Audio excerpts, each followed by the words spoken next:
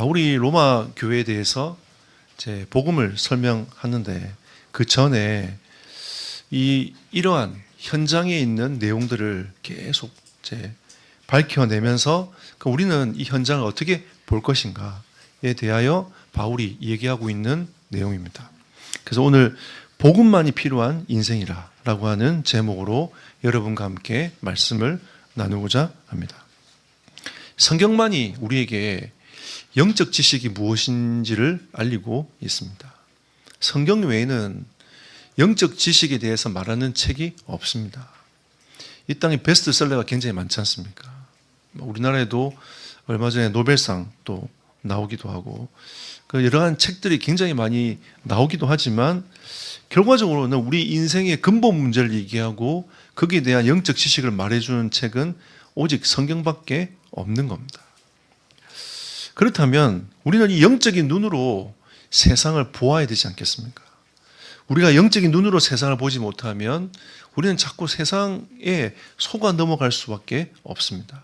그리고 여러분 자신 또한 어떤 존재인지를 어떨 때는 까먹고 낙심할 수밖에 없는 인생이 된다는 거죠. 여러분과 저의 삶이 하나님의 말씀을 통하여 세상을 보고 그 세상을 치유하는 그 일에 응답받는 여러분과 저의 삶이 되기를 예수 이름으로 축복합니다. 그럼 첫 번째로 하나님을 떠난 인간의 모습을 한번 보십시오. 오늘 성경은 하나님의 진도가 임할 수밖에 없는 인간의 모습에 대해서 얘기를 하고 있습니다. 에베소 2장 1절에 보니까 우리 인간은 허물과 죄로 죽어있는 영적 상태에 있다라고 말씀하고 있어요. 이 죽음의 의미는 분리란 뜻입니다. 하나님과 우리와 함께 있어야 되는데 함께 있을 수 없는 영적 상태에 있다는 거죠.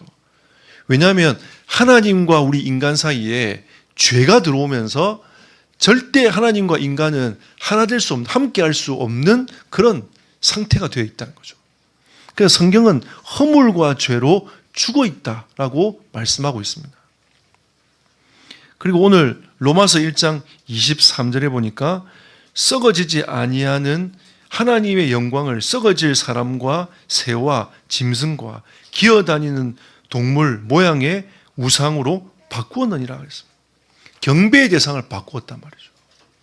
그러니까 하나님을 바라보고 하나님의 은혜를 바라봐야 될 인간이 영적인 죽음이 찾아와가지고 영적인 눈이 어두워져 버리니까 경배의 대상을 바꿔버렸단 말이죠. 형상을 세워놓고 그 앞에 절을 하고 살아가고 있지 않습니까? 여러분, 우리가 동남아나 여러 나라 가보면 거의 대부분 가는 곳이 어디입니까? 절 가죠. 예. 우리나라도 문화를 설명할 때에 절에 대한 부분들을 굉장히 많이 설명합니다. 샤머니즘에 대한 부분들 굉장히 많이 설명을 하죠.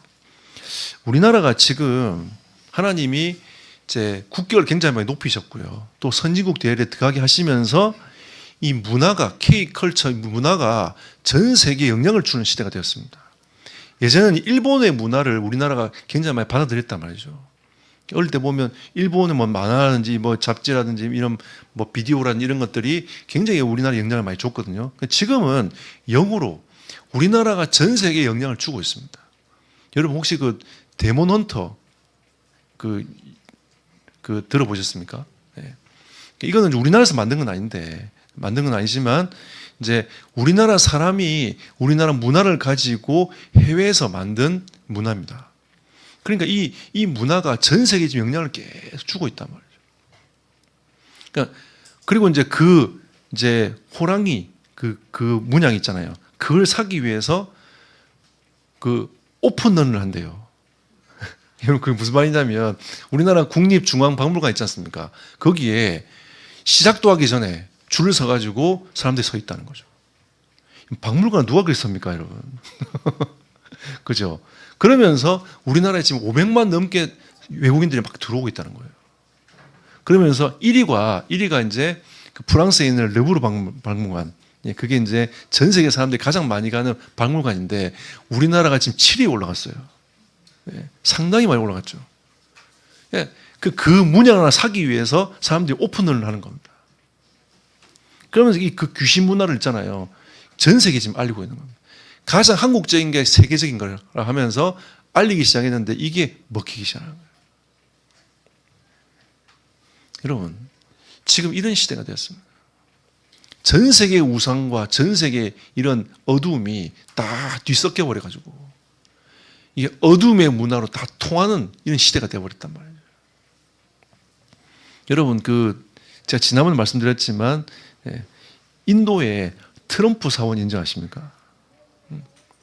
트럼프는 몰라. 트럼프가 세운 그 신당이 아니야. 근데 그 인도 사람이 트럼프 신당을 딱 세운 겁니다. 사람들이 와요. 그러니까 그 나라 사람들 어떤 생각이 있냐면 모든 사람이 모든 것이 신이 될 수 있다고 생각하는 겁니다. 일본도 가보십시오. 800만 귀신 문화니까 모든 게 다 신이에요. 이런 흐름을 가버린다면 하나님을 바라보고 하나님을 섬겨야 될 이 세상, 이 하나님의 이 세상 사람들이 그거를 경배 대상을 바꿔버린 겁니다. 각종 동물, 각종 짐승 이런 걸 다 싹 다 바꿔버린 거죠. 이게 하나님을 떠난 인간의 모습이라고 성경은 분명히 말하고 있어요. 그런데 그들에게는 임할 게 뭐냐? 하나님의 진노밖에 없다. 그래서 에베소 2장 2절 3절에 보니까 그들은 세상 풍속을 따르고 공중고제 잡은 자를 따르고요. 본질상 진노의 자였다. 그러니까 이들이 이 세상 풍속을 따르면서 각종 하나님을 섬겨야 될 인간이 하나님을 섬기지 아니하고 우상을 섬기고 공중고제 잡은 자를 따르다 보니까 진노가 임할 수밖에 없는 인생이라고 성경은 분명히 말하고 있습니다. 그걸 누가 얘기합니까? 오늘도 바울도 분명히 로마 교회에다가 얘기를 하고 있는 거죠. 그리고 오늘 로마서 1장 18절에 보니까 하나님의 진노가 불의로 진리를 막는 사람들의 모든 경건하지 않음과 불의에 대하여 하늘로부터 나타나니 라고 하면서 이제 이들은 하나님을 마음에 두기 싫어하고 있다라고 오늘 성경은 계속 얘기하고 있습니다. 하나님은 인간의 상실한 마음을 내버려 두셨다라고 성경은 말하고 있죠. 이 상실된 마음을 그냥 두신 겁니다. 하나님과 떠나서 범죄하고 있는, 죄악을 범하고 있는, 귀신을 섬기고 있는 그런 모습을 하나님이 그냥 버려두셨다. 이걸 보면 뭐랍니까? 유기라고 하죠. 그냥 버려두신 겁니다. 하나님이. 네 하고 싶은 대로 해봐 하면서 버려두신 거죠. 그러면서 죄악을 계속 범하는 인생이 되었다. 이게 인간의 모습입니다. 새벽기도도 말씀드렸지만 인간은 세상에서 참을 찾고 있어요. 참 진리를 찾고 있고 참된 걸 찾고 있습니다. 근데 성경은 우리에게 뭐라고 하고 있냐면 세상에는 참된 진리와 참된 것이 없다라고 말씀하고 있는 거죠. 그러면서 골로새서는 뭐라고 얘기했냐면 참된 것은 하나님밖에 없다라고 얘기하고 있습니다. 그러면 하나님께 가야 우리가 참된 것을 얻을 수 있는데 하나님 밖에서 자꾸 세상에서 참된 것을 찾고 세상에서 위로를 얻고 세상에서 답을 찾으려고 하니까 사람은 답이 없는 거예요. 그래서 타락한 인간의 모습에 대해서 29절 31절 동안 얘기합니다. 자, 보십시오. 곧 모든 불의, 추악, 탐욕, 악의가 가득한 자요. 그러니까 인간에서 볼 수 있는 모든 것을 성경에 다 얘기하고 있는 겁니다. 시기, 살인, 분쟁, 사기, 악독이 가득한 자요. 수근수근한 자요. 인간에 참이 있습니까? 수십 년 된 친구도 친구들에게 사기를 치고 있는 이 세상 아닙니까? 그리고 비방하는 자요, 하나님께서 미워하시는 자요, 능욕하는 자요, 교만한 자요, 자랑하는 자요, 악을 도모하는 자요, 부모를 거역하는 자요, 우매한 자요, 배약한 자요, 무정한 자요, 무자비한 자라. 세상이 얼마나 무자비합니까? 그러니까 성경은 타락한 인간의 모습에 대해서 얘기를 하고 있어요. 더 이상한 것은 32절에 있습니다.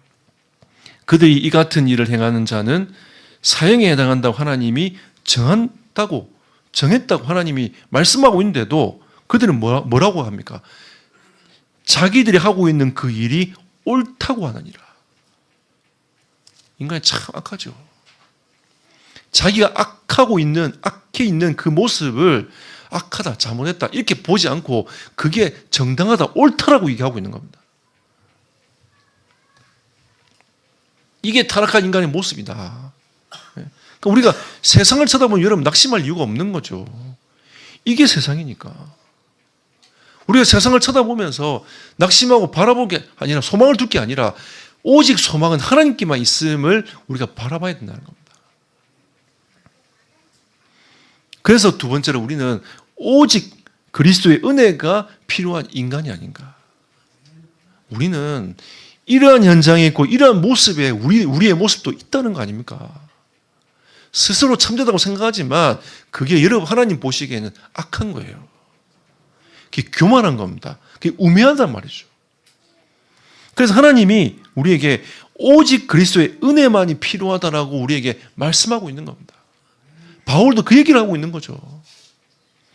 이방인과 헬라인들과 다 그리스도의 은혜가 필요한 사람이 아니냐. 하지만 우리의 모습의 실제의 모습은 이와 같은 것이다 라고 하면서 쭉 나열을 합니다. 왜? 너희들의 실상을 보라는 거죠. 나의 실상을 보라는 겁니다. 그럼 이 말씀을 나에게 비춰볼 때 제가 얼마나 악한 사람입니까? 내가 얼마나 우매한 사람입니까? 하나님을 안다고 하지만 내가 제대로 하나님을 섬기고 있는지를 생각해 보면, 비춰보면 악한 사람인 거죠. 그래서 우리는 오직 그리스도의 은혜만 필요한 사람이라. 하나님은 하나님의 사랑으로 하나님의 은혜를 완성하셨습니다. 아까 우리 장로님도, 기도한 장로님도 이 성경 구절을 가지고 고백하셨어요. 로마서 5장 8절에 우리가 아직 죄인 되었을 때에, 우리가 영적인 빠져가지고 영적인 어둠에 빠져서 하나님을 떠난 모습으로 살아가고 있을 때에 하나님은 그리스도께서 십자가에 피 흘려 죽으심으로 말미암아 우리에 대한 자기의 사랑을 확증했다. 그 하나님의 사랑으로 우리의 인생 은혜를 완전히 이루신 겁니다. 하나님을 바라보고 하나님께 갈 수 있는, 그 하나님의 은혜를 누릴 수 있는 그 모습으로 완전히 십자가에서 다 이루신 거죠. 요한복음 3장 16절에 하나님이 세상을 이처럼 사랑했다. 이렇게 아무 소망 없는 이 세상에 하나님이 세상을 이처럼 사랑했는데 당신의 아들 독생자를 보내어서 구원의 길을 열었다는 겁니다. 이게 하나님의 사랑이라는 거죠. 진정한 사랑이 어디 있습니까? 하나님의 사랑 아닙니까? 하나님께서 여러분과 저를 그곳에서 구원하시기 위하여 하나님이 당신의 아들을 이 땅에 보내셨어요. 이번 주 우리가 크리스마스를 지냅니다. 하나님이 하늘 영광을 버리고 이 땅에 오신 그날을 기념하는 날 아닙니까? 우리는 이걸 꼭 기억해야 됩니다. 하나님이 당신의 아들 독생자를 보내어서 우리 인간을 구원하기를 원하셨던 거죠. 이게 하나님의 방법입니다. 하나님이 우리를 사랑하신 방법이라는 거죠. 사람마다 모양들이 얼마나 다릅니까? 그죠? 자기가 원하는 게 다 달라요. 그걸 다 일일이 다 맞추면은 하나님도 머리가 아플 거야. 근데 하나님이 구원의 길을 딱 말씀하셨어요. 여자의 후손을 통해서 뱀의 머리를 깨뜨릴 거다. 너희를 넘어뜨린 그 사단 권세, 내가 대가리를 박살낼 거야. 그리고 내가 보낼 메시아는 인간이 흉내낼 수 없는 여자의 후손으로 올 거다. 아무도 갈 수 없는 그 십자가를 향해 갈 거야. 아무 어떤 인생도 해결할 수 없는 죽음에서 부활한 그 능력으로 역사하실 거야. 이게 메시아의 조건입니다. 어디서 감히 인간이 메시아 흉내를 내고 있습니까? 우리나라에 수많은 사람들이 지금 하나님이라고 하나님을 욕되게 있지 않습니까? 이만희가 어떻게 하나님입니까, 여러분? 그 또한 아담의 후손으로 태어난 죄인된 인간이에요. 예수 그리스도를 믿어 구원받아야 될 인간이란 말이죠.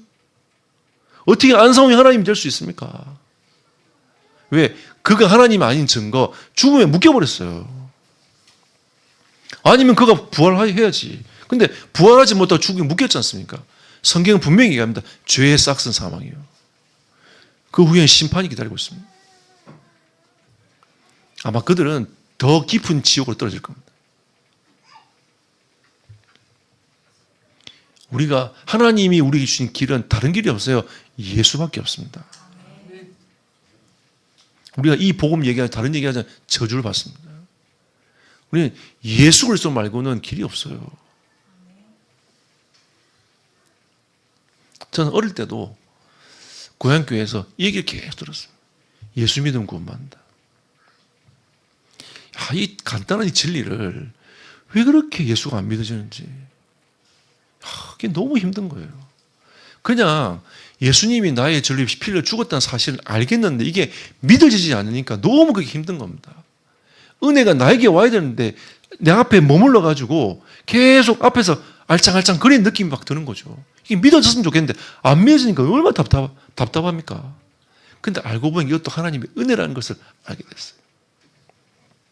어느 날 하나님이 저에게 은혜로 제 마음의 문을 두드리시고 그 사실이 믿어지도록 하나님이 하신 겁니다. 참 감사하죠. 그러면 하나님의 은혜가 무엇입니까? 예수가 그리스도라고 고백되어지는 것이 하나님의 은혜라. 그래서 마태복음 16장 17절에 베드로의 고백을 여러분 잘 알고 계시지 않습니까? 그게 마태복음 16장 16절이거든요. 주는 그리스도시요 살아계신 하나님의 아들이시다. 이 고백을 했는데 예수님께서 뭐라 하시냐면 너에게 하나님의 은혜가 임했다라고 얘기합니다. 어느 날 내가 예수를 그리스도라고 고백하게 됐는데 하나님이 나에게 말씀하시는 게 너에게 하나님의 은혜가 임한 거야. 세상 사람들에게 은혜가 임하지 않고 나에게 임한 거죠.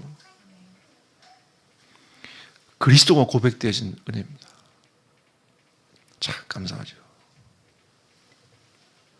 우리가 매일 이 예수 그리스도를 고백할 수 있다는 것은 하나님의 은혜가 아니겠습니까? 하나님의 은혜입니다. 여러분 이 현장 가서 복음 전해보잖아요. 아이랄지라도 예수 믿고 싶니? 맞다고 합니다. 그럼 오늘 나와 같이 예수님을 입술로 고백하자. 알겠대요. 그래, 나를 따라해라. 말을 못 알아. 말을 못 알아요. 이건 영적인 거기 때문에 이건 귀신이 있잖아요. 입술 딱 붙잡고 있어요. 그리고 제가 한번 얘기했지 않습니까? 어떤 분이 딱 서 있는데 저분에게 복음을 전해야 되겠다. 이런 마음을 하나님 딱 주시는 겁니다. 그래서 제가 손짓하면서 오라고 했어요. 그랬더니 저를 쳐다보고 그러더라. 내가 내가 오시라고 했는데 그러더라고. 그래서 제가 앉아있다 일어섰어요. 깜짝 놀라면서 한 발 뒤로 탁 물러서는 겁니다. 그래서 내가 몇 발짝 앞으로 갔거든요. 또 이분이 몇 발 뒤로 가요. 제가 하나님이 이분을 만나라고 하는 것, 복음 전하는 겁니다. 그래서 제가 몇 발짝 걸어가니까 도망가더라고요. 그 마을을 제가 잘 모르니까 자기 집에 들어가니까 어떻게 제가 압니까?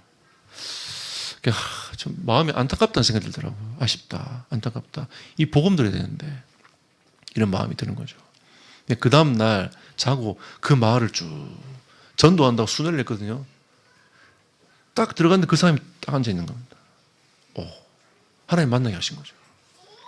그래 복음을 딱 얘기하는데 내 말 알아듣겠냐? 알아듣겠대요. 예수 영접하시겠냐니까 그러더라고요. 그러면서 제가 또 복음 전했습니다. 그랬더니 제가 복음을 딱 전하고 있는데 계속 앉아가지고 있잖아요. 엉덩이를 뒤로 싹 밀면서 계속 뒤로 가는 겁니다. 이렇게. 그래서 저는 앞으로 엉덩이 밀면서 앞으로 계속 제가 이렇게 갔죠. 굉장히 재밌었어요. 나는 앞으로 가고 자기는 뒤로 이렇게 엉덩이 밀고 뒤로 가고. 그러니까 결국은 이제 거기에 자기가 이제 뒤에 문에 딱 부딪히니까 더 이상 못 가더라고요. 그걸 1시간 동안 했어요. 그러다가 제가 물었습니다.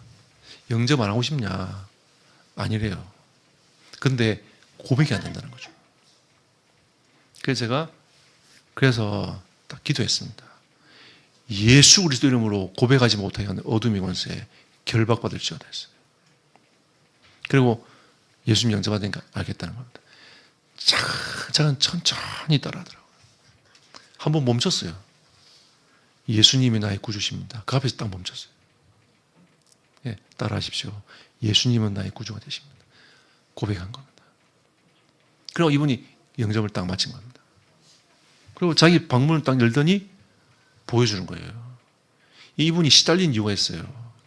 예, 향 피워놓고 그 방을 아예 분향소를 차려놓은 겁니다.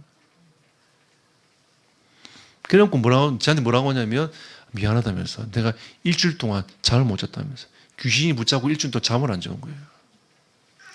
그게 귀신 역사입니다. 여러분. 그러더니 영접하자마자 잠 온다고 자더라고요. 그래서 제가 잠들기 전에 빨리 얘기했습니다. 이거 내가 다 가져간다고. 근데 알겠다면서 자더라고요. 다 뜯었어요, 제가. 자고 있는 거 보면서 제가 다 뜯었다니까요.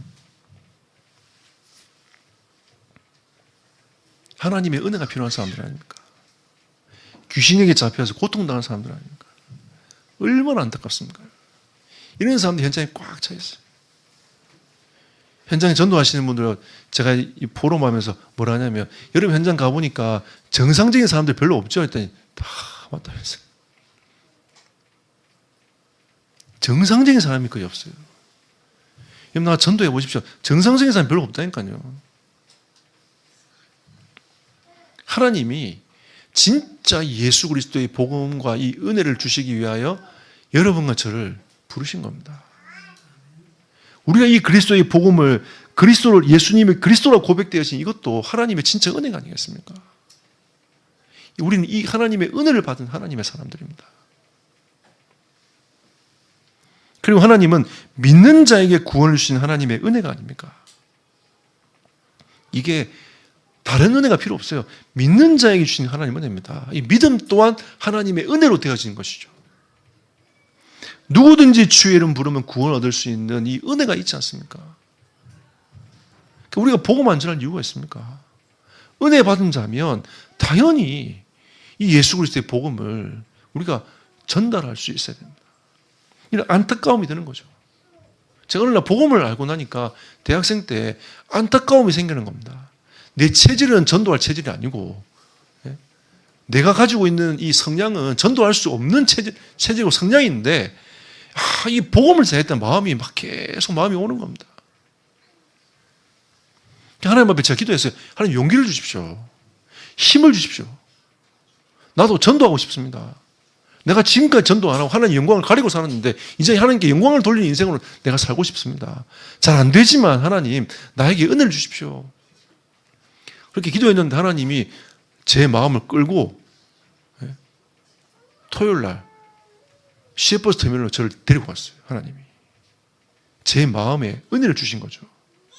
제가 그 앞에 딱 서가지고 복음을 전하는 거 보니까 너무 두렵고 힘든 겁니다.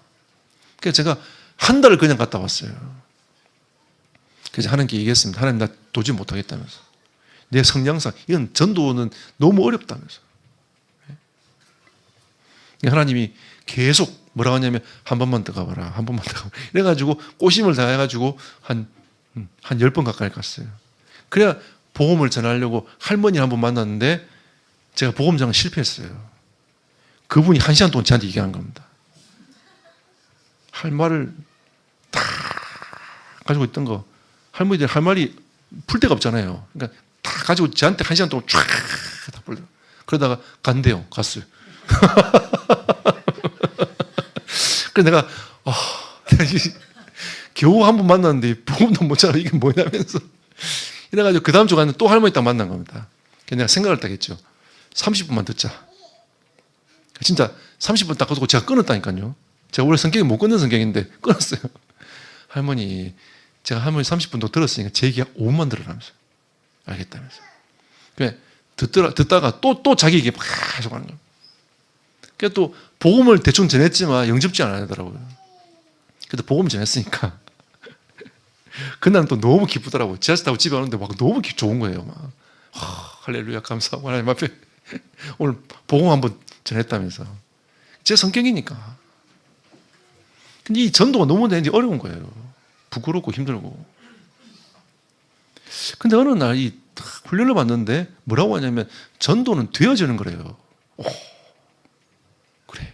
전도는 되어지고 언약을 딱 붙잡고 전도는 되어진다. 이거 얼마나 좋은 메시지입니까? 내 성격하고 너무 안 맞는 전도를 하니까 너무 힘든데 전도는 되어진다는 거죠. 안 돼. 너무 사기꾼 같고 막 이 사기인가? 이거 뭐지? 이러고 한 7개월이 흘렀어요. 어느 날 학교에서 레포트를 딱 쓰고 있는데 한 사람이 저기서 딱 걸어오는 겁니다. 그러니까 왜 걸어오지? 내가 견눈질을 봤어요. 무서운 겁니다. 밤에 9시에 사람이 남자가 한 명 걸어와. 또 걸어오는 겁니다. 제가 창문을 딱 걸터가 밖을 쳐다보고 있었는데 옆 창문에 딱 걸터가지고 저하고 같은 방향으로 쳐다보고 있는 거죠. 그래서 내가 언뜻 생각이 들었습니다. 예비된 사람인가? 근데 제가 말을 먼저 못 걸겠는 거죠. 하나님 기도했습니다. 먼저 말을 걸면 제가 복음 전하겠습니다. 여러분과 비슷하죠? 그냥 먼저 말을 거는 거예요. 그럼 떨리는 거야, 갑자기. 하나님 왜 말을 먼저 걸지요, 하나님? 나는 너무 떨려서 복음도 못 전하겠는데 이라고 이제 또 하나님 앞에 기도하고 싶다. 계속 기도하고 있는데 이분이 자기 얘기를 계속 하는 겁니다. 제가 처음 봤어요. 자기 얘기를 계속, 속에 얘기를 계속 하는, 자기 인생 얘기를 계속 하는 거예요. 그래서 내가 똑같은 인간이야. 그래서 제가 웃으면서 얘기했어요. 그거 내가 답 줄 수 있다면서 내가. 당신도 예수 믿으면 된다면서. 그날 복음 전했습니다. 그때 제가 딱 체험했어요. 아, 전도는 되어진 게 맞구나. 하나님하고 내가 똑같은 인간을 붙이는구나. 제가 체험을 했어요. 모든 것이 하나님 은혜구나. 하나님 이걸 보게 하시더라고요. 근데 에베소 2장 8절에 보니까 모든 것이 하나님의 은혜라는 것을 말씀하고 있더라고요. 내가 그리스도를 고백한 것도, 내가 믿어진 것도, 내가 복음을 전했는데 그 사람이 믿는 것도 다 하나님의 은혜라는 것을 하나님 보게 하시는 거예요. 진짜 그리스도의 은혜가 필요하지 않습니까, 여러분? 결론 맺겠습니다. 우리는 현장을 치유하며 살리는 자가 되어야 됩니다. 하나님 우리를 베드로전서 2장 9절에 보니까 하나님이 우리를 복음을 위해서 택하셨다. 하나님 우리를 택하셨답니다. 복음 전하기 위해서 하나님 택하셨다. 어떤 자로 택하셨습니까? 왕 같은 제사장으로. 여러분은 왕 같은 제사장입니다. 흑암을 결박시킬 수 있는 왕 같은 제사장.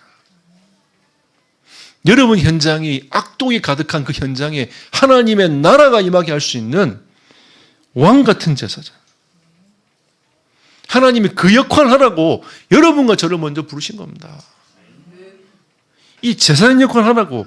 이 제사장 역할은 무엇입니까? 하나님과 인간 사이가 관계가 깨졌는데 그 관계를 다시 이어주는 역할을 하는 게 제사장 아닙니까? 양 잡고 소 잡아가지고 그 피값을 가지고 피 언약을 가지고 하나님께로 갈 수 있도록 도와준 자가 제사장 아닙니까? 여러분들이 하나님과 인간 사이에 그리스도밖에 없다라고 복음을 전하면서 우리는 이 제사장 역할을 해야 돼요. 지금 태안은 우리 교회 말고 5교회가 모여서 사역자 훈련합니다. 하나님이 전도하고 싶은 사람들 붙였어요. 지금 계속 훈련하고 있습니다. 근데 그분들 계속 캠프하면서 계속 하고 있어요. 기도 제목 계속 올라옵니다. 거의 매주마다 영접문도 계속 일어나요. 하나님이 우리를 왕 같은 제사장을 부르셨습니다. 그 영적인 어두움의 현장을 하나님이 그리스도와 함께 회복하도록, 복음을 통해서 회복하도록 만들어 나간 이 영적인 일들을 하나님이 우리를 통해 하도록 하나님이 만드신 거죠.